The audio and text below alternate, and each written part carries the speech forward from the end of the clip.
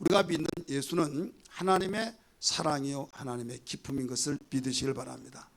예수님이 침례받고 물 위에 올라오실 때 하나님께서 하늘 문을 여시고 하늘로부터 음성을 들려지게 만들어 주신 말씀이 이는 내 사랑하는 아들이요 내 기뻐하는 자라, 이렇게 말씀을 하셨어요. 예수님이 변화산에 가서 그 변화되어진 그 모습을 베드로, 안드레, 야고보 세 제자들이 갔는데 너무나도 영광스러워서 베드로는 하는 말이 주여 원하시면 내가 이곳에 초막셋을 지켰나이다, 이렇게 고백을 했어요. 그랬더니 그 변화산에는 예수님이 한 가운데 서 있고 양쪽에 모세하고 엘리야가 있어요. 그래서 엘리야를 위해서 모세를 위해서 주를 위해서 초막을 지켰다는 거예요. 이때에 하나님께서 이것을 못마땅히 여기셨다는 증거가 뭐냐면 구름으로 다 가려버리고 예수님만 나타나게 하시는데 이는 내 사랑하는 아들이요 내 기뻐하는 자라 너희는 그의 말을 들으라 말씀하신 것을 믿으시길 바랍니다. 이건 무엇을 공통적으로 마태복음 3장 17절과 17장 5절에서 공통점이 뭐냐, 예수는 하나님의 사랑이요 하나님의 기쁨인 것을 믿으시길 바랍니다. 따라서 예수는 하나님의 사랑이요 하나님의 기쁨이다. 여러분 누구를 통해서 기뻐함으로써 그 사람만 기뻐한다고 한다면, 다른 사람을 기뻐하지 않는다고 한다면 그분의 창구를 통해서만이 모든 것이 해결된다고 알아야만 됩니다. 나는 누구를 통해서만이 바로 나의 기쁨이다. 그러면 싫다가도 그분의 이름을 가지고 가면은 해결되어지듯이 하나님은 모든 세상이 죄로 말미암아 사망에 이르렀고 하나님과에 가까워지려고 아무리 하지만은 죄가 있어서 안 된다 이거죠. 그래서 하나님과 인간 사이의 죄의 장벽 때문에 아무리 몸부림치더라도 하나님께 가까이 나갈 수가 없다 이거죠. 그럴 때 하나님은 사랑하셔서 예수를 이 땅에 보내신 것을 믿으시길 바랍니다. 그러면서 예수가 누구냐, 나사렛 예수다, 목수의 아들이다, 이런 말을 했을 때 너희가 볼 때 목수의 아들처럼 보여지지만은 이는 내 사랑하는 아들이요 내 기뻐하는 자라 라고 말하면서 동등하게 모세하고 엘리야하고 취급하려고 했을 때 그 동등하게 취급하려고 했던 그들도 똑같이 보지 말라. 바로 그 중에 가운데 있는 예수만이 나의 사랑하는 아들이요 내 사랑하는 내 기뻐하는 자라 하면서 저의 말을 들으라, 이 말씀을 가르쳐 주신 거예요. 그러니까 이 세상에서 어떤 누구도 하나님의 기쁨이 되어지고 하나님의 사랑이 되어질 자는 아무도 없다 이거죠. 우리 인간을 사랑하신다 이것은 여러분 내 자식을 사랑하지만은 정말로 내 끊을 수 없는 그 관계 때문에 사랑하지 사랑하는 짓을 해서 사랑하는 건 아니다 이거예요. 예를 들어서 너는 나지 말아야 할 자가 낫다, 내 아들 아니야 한다고 해서 내 아들이 아닌 거 아니잖아요. 넌 나는 다시는 보지 않겠다, 내 아들 아니야 하면서 미워하는 그 마음의 표현을 했다 할지라도 부모는 변화되어서 빨리 돌아오기를 기다리면서 사랑하고 있는 걸 믿으시기 바랍니다. 이런 차원 속에서 인간을 사랑한다는 것이지 기쁨을 주고 사랑을 주어서 사랑의 대상이 기쁨의 대상이 아니라 이거예요. 그러나 유일하게 예수만이 하나님의 사랑이요 하나님의 기쁨이라는 것을 오늘 가르쳐주고 있다는 것을 봤지 않습니까? 그러면 우리는 이 세상이 지금 급변하게 돌아가고 있는 가운데 하루가 다르게 달라지고 우리 한국 교회와 또 한국 지금 우리 대한민국이 복잡하고 있는 이런 시대에 우리는 어떻게 살아야 하느냐 이거죠. 이런 가운데 이제는 기쁨도 날아갔고 슬로 모든 절망과 찾을 밖에 없고 이놈의 세상 저놈의 세상 하면서 비관하며 이렇게 살아야 할 것이냐. 세상은 이 땅에 죄악 가운데 있는 이 시대부터 쭉 지금까지 몇 수천 년 동안 내려오면서 에덴 동산에 타락한 이후에 그런 과정을 다 겪었어요. 그러면서 임신한 초기와 말기가 다르듯이 배가 부르는지 부르지 않는지 임신이 되었는지 안 되는지 모르듯이 그냥 초기에는 그렇다고 한다면 지금은 만삭이 되어서 누구든지 임신했네, 해산할 때가 다 됐네, 부인할 수가 없을 정도로 지금은 급변하게 이런 시대가 되었다 이거죠. 이런 가운데서 무슨 소망이 있겠습니까? 시대마다 그런 과정들이 있었을 때 점점 알지 못하도록 바로 산을 정상으로 올라간지 모르도록 가다 보면 정상으로 올라가듯이 이 시대가 되었을 때 우리는 죄악 세상이다 이거죠. 그렇다면 이 가운데 기쁨과 소망은 없냐? 아니다. 예수는 우리의 소망인 걸 믿기 바랍니다. 우리의 길이요 진리요 생명인 것을 믿으시기 바랍니다. 그래서 예수가 우리 인류의 기쁨이요 소망이요 인류의 우리에게 반드시 빛이 되어 주셔서 예수 없는 그곳에는 어둠 깜깜할 때 빛 없는 것과 똑같다 이거죠. 우리에게 이를 때일수록 너 행복자가 돼야 된다 이겁니다. 왜? 행복자가 돼야 여러분 마음의 평정을 찾고 가정에 속상해서 살맛이었고 다 죽고 싶고 막 쓰러져 있고 지금 개벌금을 내고 막 살기가 등등하고 있을 때 이놈의 집구석이 왜 그래 하면서 같이 동달라서 그렇다면 여러분 그 집은 소망이 없는 겁니다. 한 사람이라도 나타나서 얘들아 여보 우리 다 보이라고 살 길 있다고 하면서 한 사람이라도 평정한 마음을 가지고 앞에 이끌어 준 자가 필요하듯이 이런 불안하고 참으로 여러 가지 악조건 속에서 시대에 정말 악몽과 같은 이런 시대가 되어진 가운데서 진정한 행복자가 되어야 된다 이거예요. 믿으시길 바랍니다. 따라서 합시다. 진정한 행복자가 되자. 진정한 행복자가 되라는 것을 주님이 가르쳐 준 거예요. 행복할 일이 있어야 행복하지요 라고 말할 때 나도 안다. 그렇기 때문에 더 진정한 행복자가 되어야 된다. 세상에 많은 사람들이 열심히 일하고 정말 열심히 공부하고 또 여러 가지 정말로 다른 사람보다 더 열심히 살려고 하는 이유들이 뭐냐? 궁극적인 면에서는 행복하려고 그러는 거예요. 행복하게 해서 열심히 살고 있지만은 여기에는 나름대로 자기들이 행복하다고 말합니다. 나 지금 행복하다. 행복한 우리 가정이다 하는데 내일 일을 모릅니다. 행복하다고 하면 돼 전화 한 통의 소리에서 안색이 바뀌어져 버립니다. 왜?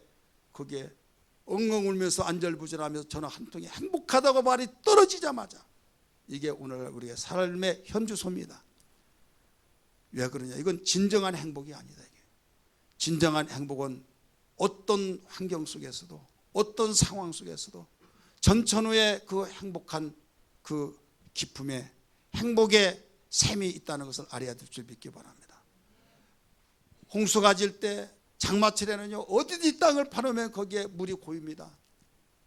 그러면 웅덩이에 있을 다 물이 고있을 때 그게 다 생수냐? 아니에요. 생수가 생수다 아니란 건 언제 판가름되냐? 가물어 메마를 때 그 웅덩이가 생수 샘물이 나오느냐 안 하느냐 이걸 판가름할 수 있는 거예요. 어디든지 가물 때는요 파면 물이 나오지 않습니다. 장마철에 어디든지 파면 물이 옆에서 나와가지고 웅덩이에 물이 채워집니다. 여기에서 열흘, 20날, 한 달, 2달 비가 오지 않는데도 끊임없이 계속 물이 솟아나면 이건 생수예요. 마찬가지로 좋은 환경이 있고 먹을 거, 입을 거, 마실 거, 윤리와 도덕이 참 덕이 있고 서로 이해해주고 밝은 사회가 되었을 때 여러분 행복하지 않은 사람 어디 있겠습니까? 행복하겠죠. 그래서 우리나라 행복하다 하는데 바로 예고 없이 태풍이 몰아닥치고 윤리와 도덕 여러 가지 질서가 무너지면서 자기의 소리가 높아지고 그 공동체끼리 뭉쳐져서 서로 파벌이 생겨지고 여러 가지 불안이 조성되어진 이때에 어떻게 될 것이냐? 이때는 이놈의 세상 해버릴 때 이성을 찾지 못하면 바로 무너진다 이거죠. 사람은 이성을 찾으려고 할지라도 한계가 있는 거예요. 갈 데가 아무리 버티려고 하지만 바람에 의해서 움직일 수밖에 없듯이 우리 인간은 그와 같다 이거죠. 이때 그걸 버팀목을 가지고 붙잡아 맬 때 되어지듯이 성령께서 우리 마음을 붙잡아 주시고 하나님의 은혜를 통해서 붙잡아 주셔서 하나님이 주신 견고한 마음을 주실 때 여기에 전천후에 진정한 행복자가 되어줄 줄 믿으시길 바랍니다. 할렐루야. 이런 행복자가 되기를 원하신다 이런 말씀이에요. 하나님께서는 우리 인간에게 불행한 걸 살 것을 원치 아니하셔서 한 민족을 택하셔서 내가 택한 민족은 행복한 민족을 삼아 모든 열방에게 이 표적을 보여주겠다. 이것을 하나님은 기획하고 계십니다. 그래서 이스라엘 백성들을 택하여서 내가 너희들을 택했다. 내가 너희를 택하여서 행복자로 만들어주겠다라고 하시면서 그들에게 진정한 행복을 위해서 율법을 주셨어요. 율법을 주신 것은 왜 주셨느냐? 바로 지키라고 주신 거예요. 행복하라고 주신 거예요. 그런데 그 율법을 지키면 행복하지만은 지키지 못했을 때 여지없이 무너져 버립니다. 이때 이것으로 안 된다는 걸 하나님은 아시기에 이제는 너희들에게 새 법을, 새 언약을 주겠다 하셔서 주님께서 새 언약을 가지고 이 세상에 오신 것을 믿으시길 바랍니다. 주님이 오셔서 똑같이 옛법 언약의 언약 율법같이 느껴진데 내가 새 언약을 너에게 말한다, 내가 새 언약을 말한다, 새 계명을 말한다 하면서 주님의 입에서 나오는 그 모든 말씀이 새 언약이 되어진 겁니다. 그럴 때 새 언약이 어떻게 해서 나타난 거냐?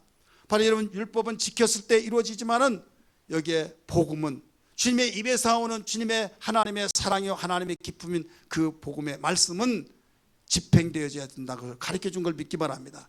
복음은 집행되어진 겁니다.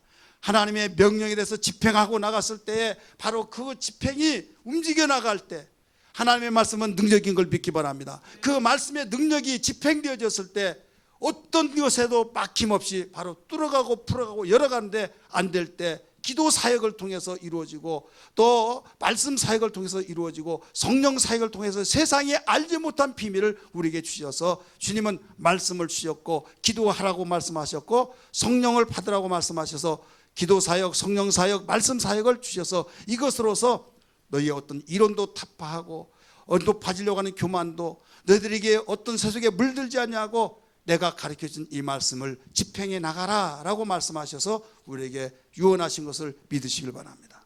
사랑하는 성도들이여, 우리는 갈대와 같이 흔들리는 것이 아니라 하나님 말씀이 우리를 인도하실 때 어둠 속에 발의 등불이요 길의 빛이라고 말씀하신 것처럼 진리의 말씀에서 나가야 될 줄 믿으시길 바랍니다. 그래서 무엇을 보면 어두울 때는 보이지 않습니다. 밝은 그 빛을 통해서 어두울 때 비춰보면 이것이다 저것이다 분별이 되듯이 진리의 사람이 되어지면 방황하지 않습니다. 진리의 사람이 되면 바른 길을 갈 수 있는 걸 믿으시길 바랍니다. 그래서 자녀 교육을 할 때도 사회에 여러 가지 혼란이 일어날 때도 또 우리가 어떤 상황 속에서도 지금 하나님의 말씀 진리로서 분별하면 딱 해답이 나오는데 지금 국제 정세가 이렇다 또 세상이 이렇게 흘러가고 있다 이렇다 하다 보면 도대체 어떤 말을 드려야 할지를 모른다 이게요. 그걸 알지 못하다가 보니까 여기에서 한숨을 내쉬우며 절망과 좌절 속에 행복은 물 건너가 버렸다 없다 이랬다 이거죠. 여러분, 이스라엘 백성을 애굽에서 끄집어내셨어요. 애굽에서 끄집어내셨을 때 그들은 그 끄집어내셨을 때 상황이 어떤 상황이느냐? 종이었습니다. 노예였습니다. 그럴 때 평안했을 때는 하나님께 부르짖지 않았습니다. 노예가 되었을 때 부르짖고 하나님 아브라함과 이삭과 야곱에게 언약했던 그 약속을 지켜주세요. 우리에게 구원자를 보내주세요. 그럴 때 하나님 모세를 보내주셨어요. 그리고 끄집어내셨어요. 목적은 어디냐? 가나안 땅 적과 꿀이 흐르는 땅으로 인도해내셨어요. 그래서 그들은 환호성을 치면서 너무 기뻐서 감격 속에서 지금 여호와 하나님 정말 살아계시다고 얼마나 감격 속에서 나왔습니까? 그러나 얼마 가지 않아서 며칠 안 돼서 일주일쯤 되어서 뒤에서 애국 군대가 쫓아옵니다. 마병이 막 쫓아오고 바람을 일으키는 그 모래밭 사막 앞에는 뭐가 가로막았습니까? 홍해가 가로막았어요. 좌우에는 넓은 광야 속에서 어디로 갈 수가 없는 거예요. 포위에 들어오면서 밀려오는데 이때 절망과 좌절 속에 그렇게 기쁨은 사라져버리면서 원망과 불평이 싹 터오른 거예요. 이때 하나님께서는 모세에게 말합니다. 모세야, 너는 이 사건으로서 두려워 말아라 하면서 그 말씀을 대언해서 두려워하지 말라고 하면서 하나님이 일하심을 가만히 두고 봐라 하면서 집행일을 바로 가르쳤더니 홍해가 갈라지면서 길을 만들고 인도하신 걸 믿으시면 아멘 하시기 바랍니다. 신기했습니다. 어떤 누구도 해결할 수 없는 하나님만이 하신 일을 보게 되었습니다. 그들은 지금 홍해를 길로 삼고 갑니다. 뒤따라올 때에 얼마든지 잡아 죽일 수도 있지만은 하나님이 거기서 불과 구름 기둥으로 막아서 벽을 만들어서 그들을 어찌할 수 없고 졸졸 따라가기만 했습니다. 이스라엘 백성이 후배들이 다 안조해서 홍해를 건너갔을 때 불과 구름 기둥이 딱 가로막고 있었습니다. 그리고 그들이 한 가운데 홍해를 들어왔을 때 물이 찰싹하면서 수장돼서 다 흘러가 죽게 된 겁니다. 이것을 보고 너무나 기뻤어요. 감격하며 찬송이 나왔을 때 미리암이 최초에 찬송하면서 찬송가가 거기서부터 시작된 거예요. 이 사건은 우화가 아닙니다. 실제적인 이스라엘 역사예요. 일반 역사에도 기록되어지는 사건이에요. 지금도 그 홍해바다에 그 유물들이 있다는 것을 여러분 그 몇 년 전에 금요일 낮철 때 영상을 통해서 봤지 않습니까? 그렇다면 이 사건하고 우리의 사건은 뭐가 다르냐?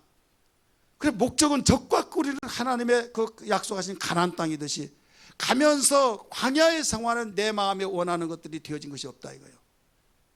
왜 그러냐? 광야는 내가 먹을 거, 마실 거, 입을 거, 쓸 거 모든 거 불편합니다. 낮에는 뜨겁죠, 밤에는 춥죠, 이리들이 으릉거리죠, 독사들이 득실거리죠. 그런 가운데서 생활할 수밖에 없다 이거예요. 그러다 보니까 자동적으로 현실을 통해서 환경을 볼 때는 불평 원망할 수밖에 없었던 거예요. 이때 불평 원망한 것을 통해서 하나님께서 바로 그들을 낱낱이 세워서 10번이나 너희들이 시험했다 하면서 나중에 그 불평이 나중에 어떤 사건이 나타난 줄 아십니까? 우리 살 길이 하나 있다고 한다면 애굽으로 돌아가자. 애굽으로 돌아가서 우리가 살 길인데 모세야 네가 우리를 매장지가 없어서 이곳으로 인도했느냐 하면서 애굽으로 한 장관을 지도자를 세워서 가자는 거예요. 하나님이 그 수를 두고 얼마나 노예했는지 그 길로 인하여서 여러분 초토화가 되어져 버렸습니다. 그 중에서 유일하게 하나님을 찬양하고 믿음으로 나갈 것을 권면하고 이런 사건 속에 그만이 가나안 땅에 들어갔던 것을 알 수가 있어요. 자, 여기서 우리가 알아야 할 것이 뭐냐면 광야를 이 세상이라고 볼 때 믿음의 사람들의 모든 바라보는 현실이라고 비춰볼 때 세상이 좋은 환경만 있는 것이 아니다. 사랑 과정이 세상을 이렇다는 것을 보여주고 있는 거예요. 우리의 영원한 소망의 목적지는 천국이란 걸 믿으시길 바랍니다. 세상 살이 왜 그러냐 저러냐 하면서 원망 불평하고 짜증나서 이럴 때 우리는 무엇을 가다듬어야 되면 세상이 그런 거야. 살아가는 거야. 목마르다고 할 때 물을 주었어요. 야, 이 살 것 같다. 웃음이 나왔습니다. 떡 먹고 싶다고 할 때 떡이 나왔어요. 고기 먹고 싶다고 할 때 구해서 고기 나왔어요. 얼마나 기뻐요. 그게 행복한 것처럼 이 땅에서 여러분이 잠시 행복한 거, 잠시 행복한 건 그와 같은 행복이에요. 이건 진정한 행복이 아니라는 걸 믿기 바랍니다. 우리 진정한 행복이란 건 뭐냐? 근본이 해결돼야 될 줄 믿기 바랍니다. 어떤 원망의 자리에서도 원망치 않냐고 믿음으로 나갈 길을 가면서 현재 어려운 환경 속에 있을지라도 하나님이 우리와 함께 계셔서 어떤 가운데서 우리를 이끌어 주시고 밀어주시고 돌봐주시는 하나님이 계시기 때문에 우리는 행복하다. 그 믿음의 고백이 있어야 될 줄 믿기 바랍니다. 이게 되어지지 않는다고 하면 어떤 환경을 이겨낼 수가 없어요. 나는 이번 이런 환경을 이겼는데 앞으로 더 큰 환경이 오더라도 이번에 이기고 계속 이겨냈을 때 기쁨과 감격이 있는 거예요. 이건 안 돼 하고 바닥을 깔아주면서 멍석 깔아주고 이불 깔아주고 공주처럼 또 대왕처럼 맞이해주고 그렇게 되기를 원하는데 그렇게 안 되면 짜증 부린다고 한다면 세상에 여러분 행복할 사람 하나도 없는 겁니다. 우리 현실을 직시해야 될 줄 믿습니다. 따라서 합시다. 죄악 세상, 죄의 싹선 사망이라고 그랬어요. 죄의 모든 악의 세력에 무리는 마귀라고 그랬어요. 악의 정사 속에서 지금 급변하게 움직여지고 있는 이 시대에서 우리는 어느 편에 서서 나가느냐? 바로 하나님 편에서, 진리의 말씀 편에서, 하나님의 약속하신 그 말씀 속에서 나가야 될 줄 믿으시길 바랍니다. 하나님께서는 만세 전부터 감추었던 그 비밀을 가르쳐 주시는데 진정한 행복자가 되려면 어떻게 하느냐? 내 아들의 기쁨과 내 아들의 사랑을 그 소리를 들어라 이거예요. 그래서 골로새서 2장 2절의 말씀 보니까 이걸 깨닫게 해주셨다라고 가르쳐 주셨어요. 우리 한번 볼까요? 시작. 이는 그들로 마음의 위안을 받고 사랑 안에서 연합하여 확신한 이의 모든 풍성과 하나님의 비밀인 그리스도를 깨닫게 하려 함이라. 할렐루야. 그리스도를 깨달아 버리면 거기서 하나님의 사랑이구나, 하나님의 바로 기쁨이구나. 그래서 하나님의 기쁨, 하나님의 사랑을 내가 알아버렸다고 한다면 예수를 믿을 수밖에 없고 그의 사랑과 그의 기쁨으로 하나가 되어져서 모든 걸 뚫어가고 풀어가고 열어갈 수 있을 때 거기에 대한 어려운 가운데서 소망이고 기쁨, 행복이 되어진 것을 믿으시길 바랍니다. 골로새서 1장 26절 27절 같이 볼까요? 시작. 이 비밀은 만세와 만대로부터 감춰졌던 것인데 이제는 그의 성도들에게 뭐라고 그랬어요? 나타났고 예수 그리스도가 이 세상에 오시기 전에 만세 만대로부터 감춰졌던 그분을 하나님께서 보내주셔서 이제는 나타났다 이거예요. 27절 같이 읽습니다. 시작. 하나님이 그들로 하여금 이 비밀의 영광이 이방인 가운데 얼마나 풍성한지를 알게 하려 하심이라. 이 비밀은 너희 안에 계신 그리스도시니 곧 영광의 소망이니라. 할렐루야. 예수 그리스도만이 우리에게 소망이란 걸 믿기 바랍니다. 예수 그리스도만이 소망인데 왜 그러냐? 예수는 하나님의 사랑이요 하나님의 기쁨이기 때문에. 하나님은 천지를 지배하여 천지를 창조하시고 생사화복을 주관하시고 역사를 집행하신 분이신데 그분의 기쁨과 그분의 사랑이 오직 예수에게 있는데 이것을 비밀로 감춰 주셨다가 나타내 주셨다 이거예요. 이제는 유대인에게만 아니라 이방인에게까지 나타내 주셔서 영광 속에 들어와라, 행복 속에 들어와라. 너희들 현실을 통해서 이 시대를 통해서 불행하다고만 절망하지 말고 이제 행복의 소리를 듣고 나오라 이거예요. 그러므로 우리는 예수 잘 믿어야 될 줄 믿습니다. 이렇게 되기를 원하시면 아멘 하시길 바랍니다. 그래서 바로 이것을 진정한 행복자가 되려면 어떻게 하느냐? 우리는 첫째로 무엇보다도 구원의 역사를, 구원의 은혜를 사모해야 될 줄 믿습니다. 따라서 구원의 은혜를 구해야 된다. 이러면 하나님께서는 이 죄 때문에 모든 문제가 생겼기 때문에, 죄 때문에 해결되었기 때문에 죄의 문제가 해결되지 않는 이상은 어떤 방법이 없어요. 이게 근본입니다. 마귀는 이 세상에 가라지를 뿌리듯이 죄를 다 뿌려놓고 그 속에서 다 살도록 만들어놨어요. 절망이에요. 소망이 없어요. 아무리 날고 뛰더라도 여러분 거기에서는 죄의 절망 속에 나올 수가 없는 그곳에 하나님께서 죄의 장벽을 깨뜨려 버리시고 바로 아들 예수를 통해 소망으로 우리에게 비밀을 주셨던, 감췄던 그 소망을 나타내 주셔서 이제는 나오라 이거예요. 예수를 이 세상에 보내셨을 때 이름을 뭘로 보내주셨습니까? 예수. 따라서 예수. 그래서 마태복음 1장 21절 말씀 보니까 보라 아들을 낳으니 그 이름을 예수라 하라. 이는 자기 백성을 죄 가운데 구원할 자임이라고 말씀했잖아요. 그래, 죄가 있는 이상은 행복할 수가 없는 거예요. 죄의 문제가 해결돼야 하는데 인간이 다 죄인데 어떻게 해결되겠어요? 다 빚쟁이가 어떻게 빚을 갚을 수 있겠어요? 자기 빚도 갚지 못하는데 어떻게 남의 빚을 갚아줄 수 있겠느냐 이거예요. 의로우신 예수, 죄가 없는 예수, 그분이 십자가에 못 박혀 죽으셔서 인류의 죄를 다 짊어지고 죽으시고 우리의 죄값을 지불해 주신 걸 믿기 바랍니다. 보라 세상 죄를 지고 가는 하나님의 어린 양이라고 하시면서 죄값을 대신 지불해 주시고 우리가 죄 때문에 죽어야 할 예수가 대신 우리의 죄를 짊어지고 죽으신 예수, 그분이 우리의 죄값을 다 해결해 주셔서 이제는 너 죄 없다, 너는 이제 의롭다, 내가 너를 죄로 정하지 않겠다 하셔서 이제 의로운 자로 인치심을 받았다, 이렇게 가르쳐 주신 겁니다. 오늘 본문에 우리는 6절부터 9절까지만 읽었지만 1절부터 보면은 두 가지 인물이 나옵니다. 하나는 누가 나온가 하면 아브라함이 나와요. 또 하나는 다윗이 나옵니다. 아브라함은 그가 의로워 여겨졌는데 자기가 노력하고 행실이 착해서 그래서가 아니라 내가 너 아들을 줄 때 조상을 하늘의 별수와 같이 땅의 모래수와 같이 자식을 줘서 너를 조상 삼겠다 가르쳐 줬어요. 근데 그때 몇 살이냐? 바로 75살이었어요. 75세. 그런데 기다려서 가는데 나중에 소식이 없어요. 또 중간중간에 하나님이 나타나서 말씀하셔서 믿었어요. 자기 부인은 아이를 낳을 수 없는 경수가 끝나버렸습니다. 생리가 끝나서 낳을 수 없는데 그래도 하나님의 말씀을 믿었어요. 그럴 때 하나님께서 믿음으로 의로워졌다 이렇게 가르쳐줬어요. 아브라함이 그가 어떤 조건을 내걸어서 또 행실을 통해서 의롭다고 말씀하신 것이 아니라 무엇로 의롭다함을 해주셨다고요? 믿음으로. 따라서 믿음으로 내가 너에게 아들을 주리라. 이미 생리적으로 날 수가 없는 그 아이를 낳을 수 있는 걸 믿어버렸다 이거예요. 그러니까 자기의 공로가 들어간 것도 아닙니다. 자기의 선한 행실이 들어간 것이 아니라 오직 믿음으로 되어졌다는 것을 오늘 본문 1절부터 4절까지 가르쳐주고 있는 겁니다. 5절까지. 오늘 6절에서 본론적으로 가르쳐 말하기를 아브라함이 그가 어떤 선한 것을 행함으로 되어진 것이 아니다. 오직 그는 믿음으로 의롭다함을 얻은 것처럼 다윗도 말했다. 그러면서 다윗은 아브라함의 자손이요. 다윗도 말하기를 하면서 그가 죄가 가리움을 받는 자는 행복한 자다라고 가르쳐줬어요. 개역 한글에는 행복이라는 단어로 나옵니다. 우리가 현재 가지고 있는 복으로 나옵니다. 이 복이 행복으로 가르쳐주고 있어요. 그러면서 뭐 때문에 불행하냐? 죄 때문에 불행하다. 이걸 일러준 거예요. 그럼 어떻게 해결되느냐? 믿음으로 해결된다 이겁니다.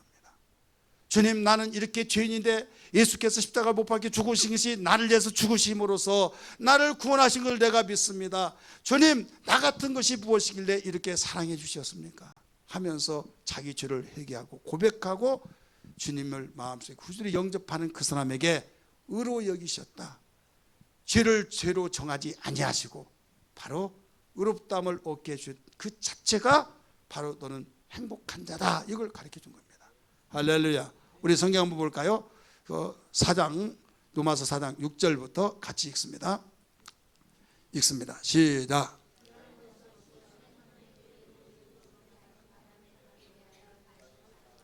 아멘. 보세요. 일한 것이 없이 하나님께 의로 여기심을 받은 사람의, 여기 복이라고 나오죠. 근데 개역성경에는 그 행복으로 나옵니다. 행복에 대하여 다윗이 말한 바 그 불법을 사하심을 받고 그 죄를 가리움을 받는 자는 복이 있고, 우리 9절 봅니다. 시작. 그런즉 이 행복이 할례자니요 혹 무할례자니요 대저 우리가 말하기를 아브라함은 그 믿음으로 의로워졌다 하노라. 아멘. 행복이 택함 받은 이스라엘 백성만이냐? 아니라 이방인들에게도 바로 믿을 때 행복한 자다 이겁니다. 9절에서 주께서 그 죄를 인정치 아니하실 사람은 복이 있도다. 할렐루야. 여러분, 우리 모든 사람이 죄인입니다. 근데 예수 믿으면 죄로 인정을 해주지 않아. 너 의롭다, 너 죄 없다 이렇게 정해줬다 이거예요. 무슨 억지가 있습니까? 막 하면서 항변할 사이 있습니까? 죄값을, 나는 내가 죄인이기 때문에 제가 돈이 없어 내 빚을 갚지 못했어요. 나를 사랑하는 어떤 지인이 갚아줬습니다. 나 빚쟁이입니까? 빚쟁이 아닙니까? 빚쟁이 아닌 것처럼 우리 인간은 죄값을 지불할 힘이 없어요. 이때 주님이 갚아주셨다 이거예요. 이 사실을 믿으면 아멘 하시기 바랍니다. 여러분, 내 빚을 갚아준 사람이 고마워요, 안 고마워요? 너무 고맙죠. 그러니까 무릎 꿇고 고맙습니다, 감사합니다. 어떻게 하면 내가 되겠습니까? 말하겠습니까? 안 하겠습니까? 하죠. 그럴 때 주님은 말씀하십니다. 내가 죄를, 네 집값을 지불한 걸 아느냐? 이해합니다. 그러면 안심하라. 내가 너의 주가 되어주겠다. 내가 너를 행복한 왕이 되어주겠다. 그럴 때 고맙습니다, 감사합니다. 정말입니까? 정말이다. 이럴 때 모셔버린 거예요. 그러면 그때부터 이제 죄가 없는 거예요. 죄를 지지 않아서 없는 것은 내 죄값을 다 지불해 준 분이 있기 때문에 죄로 이제 인정을 하지 않는다 이거예요. 그런 사람을 행복자라고 말한 거예요. 하나님과 원수가 됐던 그 장벽이 다 무너져 버리고 이제 통로가 되어서 하나님께 나갈 수 있는 길이 열려졌고, 하나님께서 주시고자 하는 영광을 얻을 수 있고, 하나님께서 무엇이든지 우리가 이제부터 요구하고 강구하는 그 모든 소리를 이면치 아니하시고 들으신 길이 열렸기 때문에 행복하다는 걸 믿으시길 바랍니다. 이 사실을 다윗이 고백을 했는데 시편 32편 1절 2절을 바로 인용을 한 거예요. 우리 같이 읽을까요? 시작. 허물의 사함을 받고 자신의 죄가 가리움 받는 자는 복이 있도다. 마음에 간사함이 없고 하나님께 정죄를 당하지 아니한 자는 복이 있도다. 아멘. 예수 믿는 자는 정죄함이 있어요, 없어요? 없지요. 예수 믿지 아니한 사람은 정죄가 있어요, 없어요? 예수 믿는 자, 안 믿는 자 여기서 달라요. 밥도 똑같이 먹습니다. 사회생활도 똑같이 합니다. 그러나 예수를 믿으면 내 죄값을 다 지불해 준 분이 있기 때문에 너는 죄인 아니야. 바로 정죄를 하지 않는다 이거죠. 예수를 믿고 몇 수십 년 됐다 할지라도 이 사실을 모르는 자는 죄가 정죄함을 해결되지 않았기 때문에 불행한 자예요.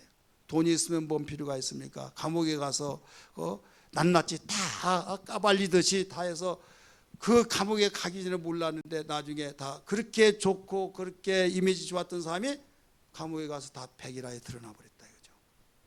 뭐 때문에 드러났어요? 죄 때문에 드러난 거예요. 하나님 앞에 세상 법정에서도 그러하거늘 하나님 앞에 다 드러나면 결국 어디로 처벌을 받아야 하듯이 바로 지옥으로 갈 수밖에 없고, 이 땅에 사는 동안에 여기서 하나님과 관계가 끊어져서 하나님의 도움을 받을 수가 없다 이거죠. 우리 예수 믿는 사람은 정말 환경이 나기 조금 어렵다고 해서, 내가 힘들다고 해서 나 불행하다, 내가 뭐 때문에 사는가, 여러분 그렇게 생각하지 마시고 정말 예수를 내 마음속에 구주로 영접했으면 아멘 하시 바랍니다. 그렇다면 나는 행복자다, 할렐루야, 행복자로다 고백해야만 돼요. 택한 이스라엘 백성들을 향해서 성경은 가르치고 있어요. 신명기 33장 29절의 말씀 보니까 이스라엘아 너희는 행복자로다, 할렐루야, 이스라엘이여 너희는 행복한 사람이로다. 그들이 많은 환난이 있었고 광야 생활에서 많이 겪었던 어려움이었지만 왜 행복자라고 했습니까? 광야 생활에 죽을 수밖에 없는 상황 속에서도 하나님 우리가 물이 없습니다, 하나님 마실 물이 없고 떡이 없습니다, 고기 먹고 싶습니다, 그럴 때마다 주셨다 이거예요. 주시니 행복자입니까? 행복자 아닙니까? 어떤 자는 있더라도 못 먹고 있더라도 쓰지도 못하고, 어떤 사람은 오히려 그것이 덫이 되어가지고 곤란을 피할 수가 없는 사람들이었지만은, 바로 여기 이스라엘 백성 망할 수밖에 없는 상황 속에서도 하나님이 그 소리를 들어주시고 인도하시니 행복자가 아니냐, 이런 말씀이에요. 근본을 믿으시고 아셔야 될 줄 믿습니다. 따라서 우리는 행복자다. 믿으시면 아멘 하시기 바랍니다. 믿는 자만이 고백이 되어줄 수 있는 이 고백입니다. 예수 믿으시면 아멘 하십시다. 예수 믿으면 행복이 시작돼요. 예수 믿으면 이 땅에서 복받아요. 예수 그는 생명이요, 예수 그는 소망이요, 예수 믿으면 행복이 시작돼요. 예수 믿으면 하나님 자녀 돼요. 예수 믿으면 기도할 때 응답돼요. 예수 그는 생명이요, 예수 그는 소망이요, 예수 믿으면 행복이 시작되네. 예수 믿으면 이 세상 떠날 때에 예수 믿으면 천국에 가요. 예수 그는 생명이요, 예수 그는 소망이요, 예수 믿으면 행복이 시작되네. 할렐루야. 마지막 우리는 진정한 행복자가 되려면 우리 감사가 회복되어야 될 줄 믿습니다. 우리 한번 따라합시다. 감사를 회복하라. 감사가 없이는 절대 행복자가 될 수가 없어요.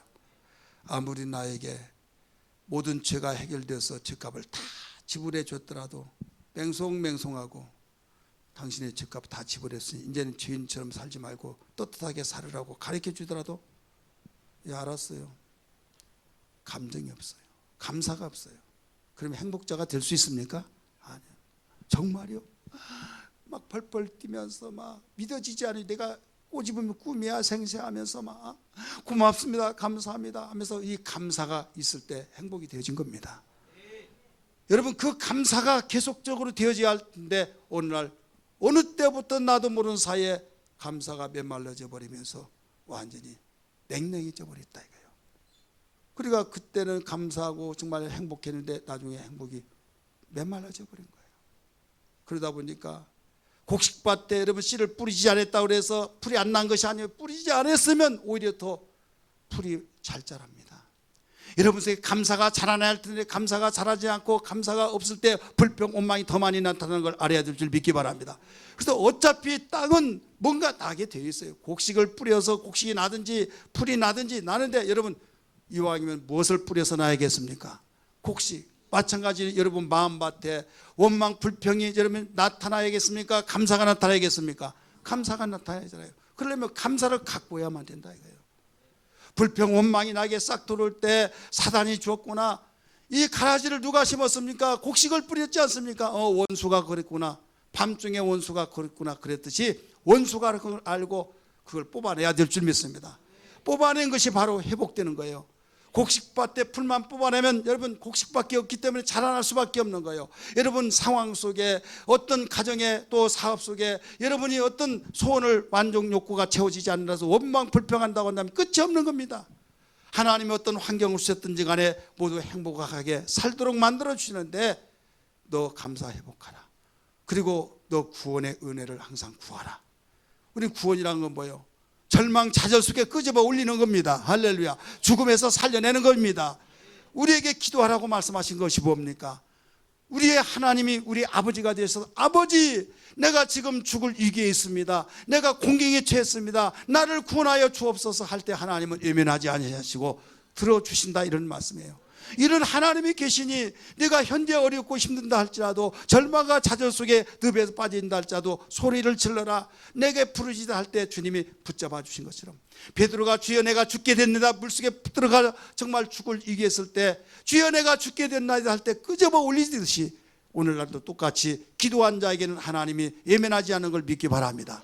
그래서 문제는 뭐냐면 감사, 회복하는데 여러분 자살할 사람을 건져냈으면 왜 나를 건져냈냐고 하면서 나중에 또 그 사람이 또 죽어요, 안 죽어요? 죽는다 이거죠. 그러니까 근본이 뭐가 해결되지 않아서 그래요?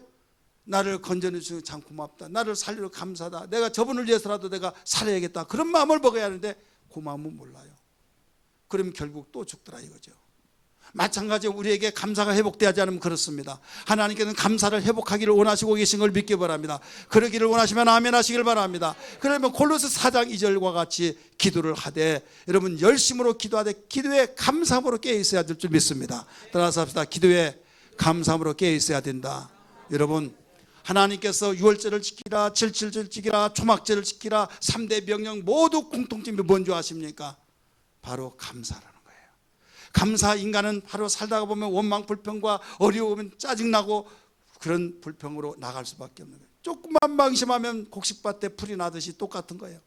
이때 감사절기를 지키라고 하듯이 가서 갖고 오라, 풀을 뽑아내라, 그래서 너희가 곡식 자라게 만들어라 한 것처럼 감사를 계속 회복하면서 살아라, 이 말씀으로 절기를 주신 걸 믿으시길 바랍니다.